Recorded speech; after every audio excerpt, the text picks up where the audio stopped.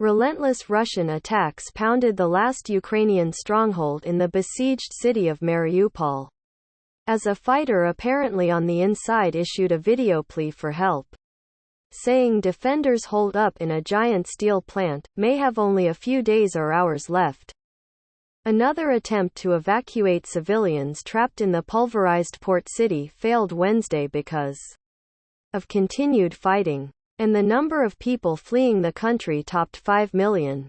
Meanwhile, the Kremlin said it submitted a draft of its demands for ending the war, and the West raced to supply Ukraine with heavier weapons to counter the Russians' new drive to seize the industrial East. With global tensions running high, Russia reported the first successful test launch of a new type of intercontinental ballistic missile, the Sarmat. President Vladimir Putin boasted that it can overcome any missile defense system and make those who threaten Russia think twice.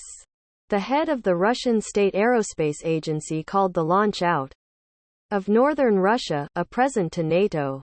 The Pentagon described the test as routine, and said it wasn't considered a threat. On the battlefield, Ukraine said Moscow continued to mount assaults across the east, probing for weak points in Ukrainian defensive lines. Russia said it launched hundreds of missile and air attacks on targets that included concentrations of troops and vehicles. The Kremlin's stated goal is the capture of the Donbass, the mostly Russian-speaking eastern region that is home to coal mines, metal plants and heavy equipment factories. Detaching it would give Putin a badly needed victory 2 months into the war, after the botched attempt to storm the capital, Kyiv. In a nationwide video address, Ukraine President Volodymyr Zelensky said the Russians were not abandoning their attempts to score at least some victory by launching a new, large-scale offensive. The Luhansk governor said Russian forces now control 80% of his region, which is one of 2 that make up the Donbass. Before Russia invaded on Feb. 24, the Kyiv government controlled 60% of the Luhansk region. Governor Serhiy Haidai said the Russians, after seizing the small city of Kreminna, are now threatening the cities of Rubizhne and Popasna. He urged all residents to evacuate immediately. The occupiers control only parts of these cities. Unable to break through to the centers, Haidai said on the messaging app Telegram. Analysts have said the offensive in the east could become a war of attrition as Russia faces Ukraine's most experienced, battle-hardened troops, who have fought pro-Moscow separatists in the Donbass for 8 years. Russia said it presented Ukraine with a draft document outlining its demands for ending the conflict, days after Putin said the talks were at a dead end. Kremlin spokesman Dmitry Peskov said that the ball is in their court. We're waiting for a response.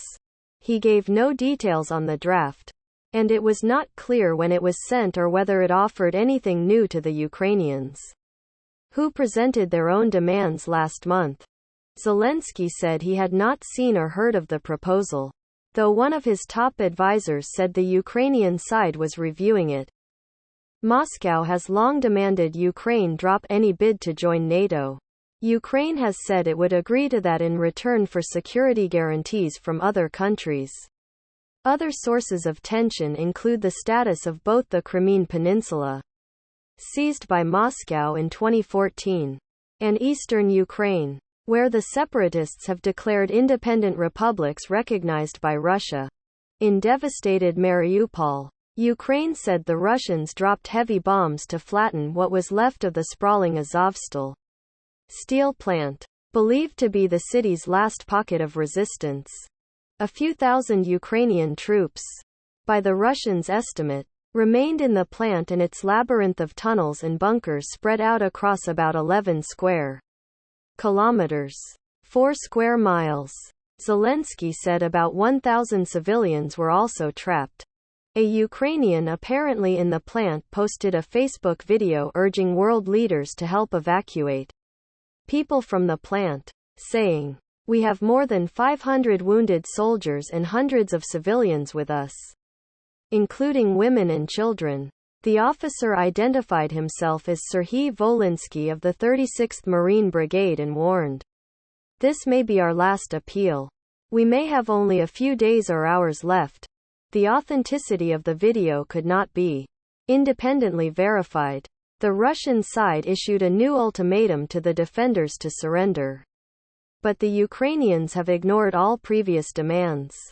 More than 100,000 people overall were believed trapped in Mariupol with little if any food, water, medicine or heat. The city's pre-war population was 400,000.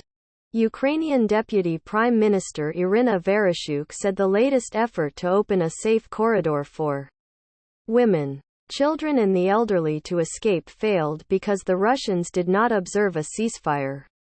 Many previous such agreements have fallen apart because of continued fighting. A Zelensky advisor, Mikhailo Podolyak, said on Twitter that he and other Ukrainian negotiators were ready to hold talks without conditions to save the lives of trapped Mariupol defenders and civilians. There was no immediate response from Russia. Mariupol holds strategic and symbolic value for both sides. The scale of suffering there has made it a worldwide focal point of the war. Mariupol's fall would deprive Ukraine of a vital port, complete a land bridge between Russia and the Crimean Peninsula, and free up Russian troops to move elsewhere in the Donbass. Elsewhere, some residents of the eastern city of Kharkiv have lived in basements for weeks, trying to stay safe from Russian shelling.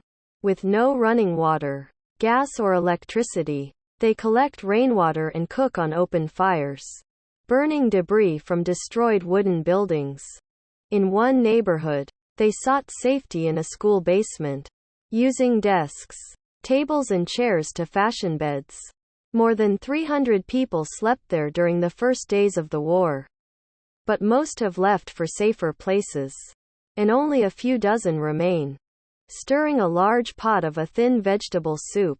A woman said volunteers brought cabbage, beets and canned beans. "We mixed everything together and made borscht," said Natasha, who gave only her first name.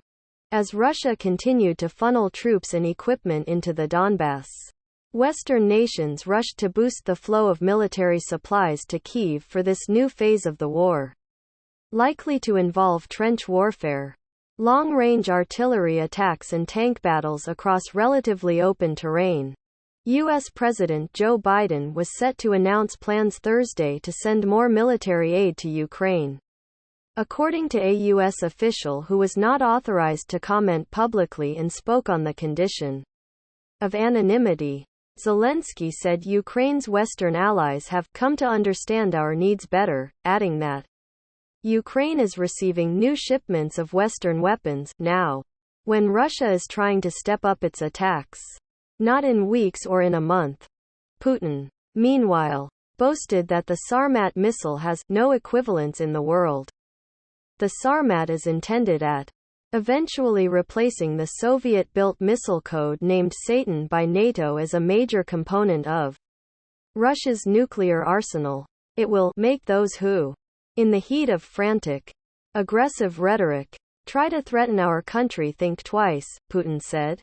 Associated Press journalists Mstislav Chernov and Felipe Dana in Kharkiv, Ukraine, Jessica Fish in Kramatorsk, Ukraine, and Robert Burns and Amr Madani in Washington contributed to this report, as did other AP staff members around the world.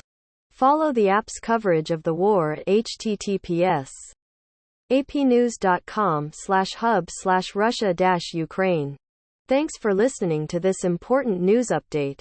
Please subscribe to our channel to stay updated with the latest news.